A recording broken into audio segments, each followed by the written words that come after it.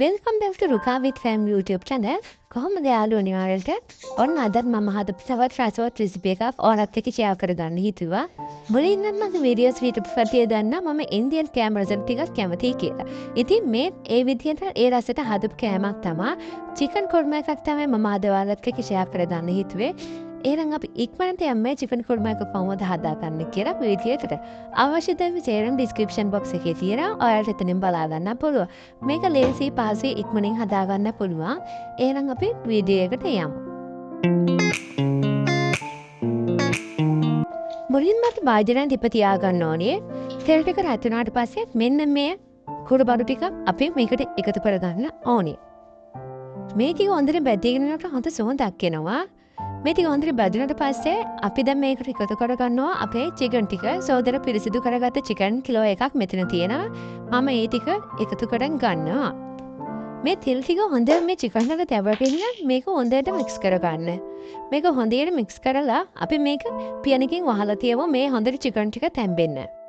Chicken ටික තැම්බෙනකම් මම එඟුරුයි සුදු ලුණු අවමේස් මෙතන එකට දාලා පේස්ට් එක වගේ කොටා ගන්නවා. ඔයාලට පින්සේරම දාලා බ්ලෙන්ඩ් කරගන්න පුළුවන් නම් තවත් හොඳයි. මම බ්ලෙන්ඩ් කරගන්නේ නැහැ. මම මේ විදිහට මේ ටික කොටා ගන්නවා. මේ විනාඩි 5කට පස්සේ අපේ චිකන් ටික දැන් තරමක් තැම්බිලා තියෙන්නේ. මං එකට දැන් කලාව ගත්ත අම්මිරි සුදුලුණු ඉඟුරු මේ පේස්ට් එක එකතු කර ගන්නවා. ඒ ටිකත් හොඳට මික්ස් කරගත්තට පස්සේ මම දැන් මේකට එකතු කරගන්නවා මිරිස් කුඩු, කාශ්මීර මිරිස් කුඩු, කහ කුඩු, කොත්තමල්ලි කුඩු, සුදුළු කුඩු. මේ ටික තමයි මම එකතු කරගන්නේ. කොත්තමල්ලි කුඩු ටිකක් වැඩිපුර එකතු කරගත්තා. දැන් මේ ටික හොඳට මික්ස් කරන්න මේ විදිහට. ගෙදරගේ රස අනුව ලුණුත් එකතු කරගෙන හොඳට මික්ස් කරලා ගන්න. සේරම කොළ ටික එකතු කරගෙන අපි දැන් ඉවරයි. දැන් මම මේක හොඳට මික්ස් කරලා මේකද විනාඩි 10ක් විතර මන්ද ගින්නෙක් ඉදෙන්න දෙනවා. ඒ විනාඩි 10 ඇතුළත මම මේ විදිහට කටු ටික තලාව ගත්තා. මේ තියෙන විනාඩි 10කට පස්සේ අපේ කරි එක මම දැන් තලාවගත්ත කටු ටික මේකට එකතු කර ගන්න. බ්ලෙන්ඩ් කරලා එකතු කර ගන්නත් පුළුවන්. ඒ ටිකත් හොඳට මික්ස් කරලා මම දැන් මේකට එකතු කර ගන්න කර්ඩ්. කර්ඩ් නැත්තම් ප්ලේන් යෝගට් එකතු කරගන්නත් පුළුවන්.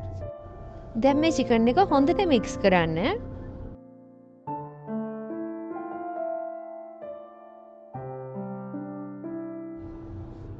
ඊට පස්සේ මම මේකේ අවසානට ගරම් මසාලා එකතු කරගන්නවා.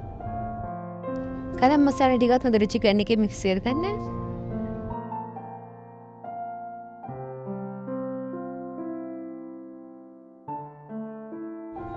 අවසානට අපි මේ විදිහට අර කලින් අපි ෆ්‍රයි කරගත්ත ෆ්‍රයිඩ් අනියන්ස් ටික මේකට එකතු කර ගන්නවා.